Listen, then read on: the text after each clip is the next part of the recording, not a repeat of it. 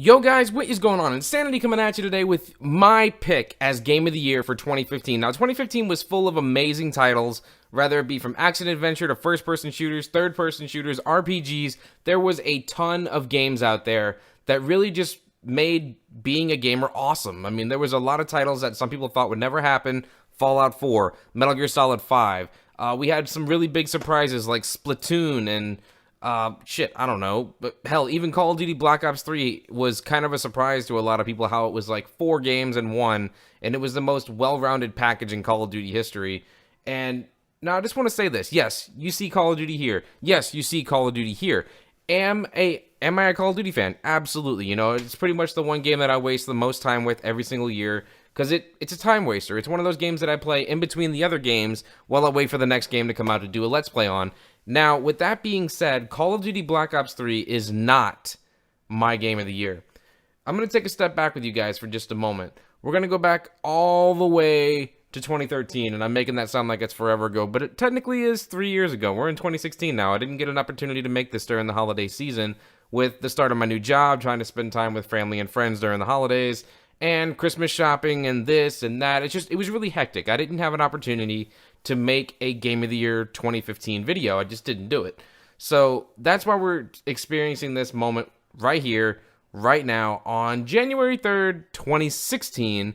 And I hope to be doing this again at the end of the year so we can say what our favorite Game of the Year was of 2016, depending on what gets announced, what comes out, what doesn't get delayed, and so on and so forth. Now, with that being all cleared out of the way, let's go back to 2013, like I said, during the times of the end of an era. Like, we were getting to the very, very end of the PlayStation 3, the Xbox 360. You know, the next-gen hardware was well on its way. PS4 is dominating the market right now. Xbox One is doing a lot better than it was. But the one game that I'm going to say is my game of the year, and it's not on a PlayStation 4 at the moment. It is on the Xbox One. And this right here is the lovely and most beautiful Xbox One Elite controller. You can pick one up today for $149.99 with all the magnetic paddles and adjustable D-pads and removable joysticks and adjusting sensitivity and this and that. It's an amazing controller, hands down. Props to Microsoft for taking their extremely plastic Xbox One controller and creating a much better material. It's got a nice grip underneath it. It feels really heavy, and it feels like it's worth every penny. If you're interested in picking up a badass controller, if you can find one, because I know they're really hard to find, the Xbox One Elite controller is for you. Believe me on that.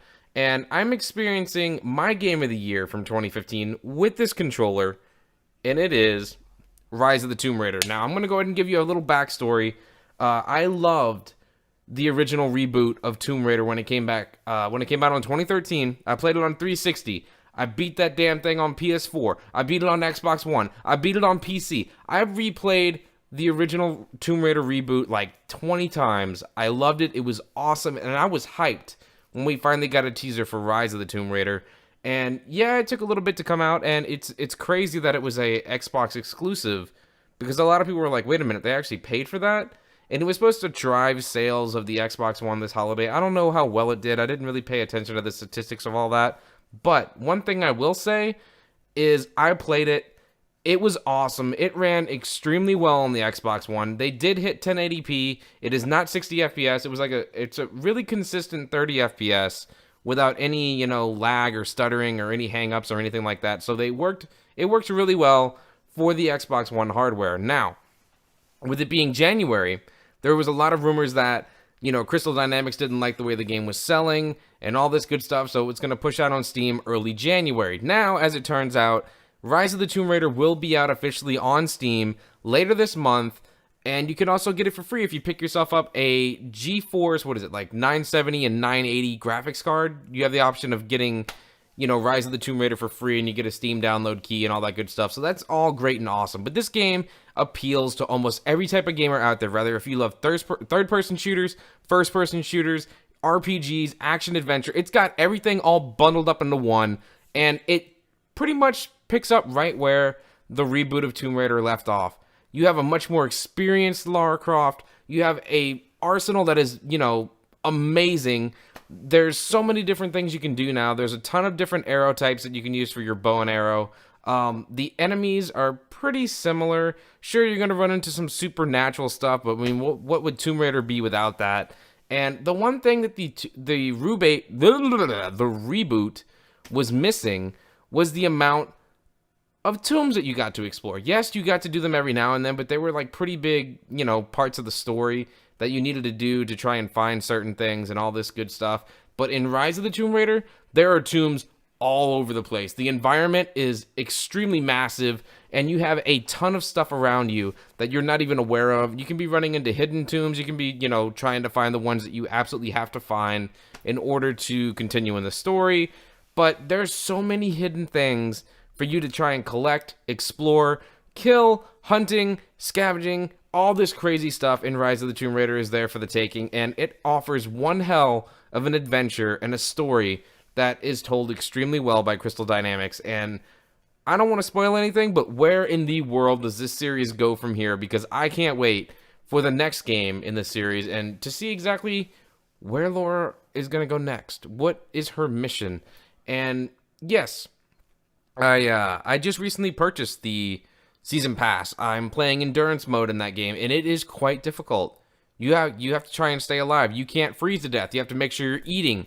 You're having to kill animals and try and get food, and it's just it's amazing how they take the little things that could have been added to the original game and turn them into mini games that are actually worth it as DLC. Because a lot of times people get upset that something is put into a DLC mode that could have easily been put into the original game, but this feels like it was meant to be separate. It wasn't meant to be part of the original game, which is absolutely awesome. The first story DLC comes out at the end of the month, so that's already two things at $10 a piece. $10 a piece. That makes the $30 DLC totally worth it. We are going to have a third DLC for the Season Pass come out later in the year. I'm sure it'll come out much later.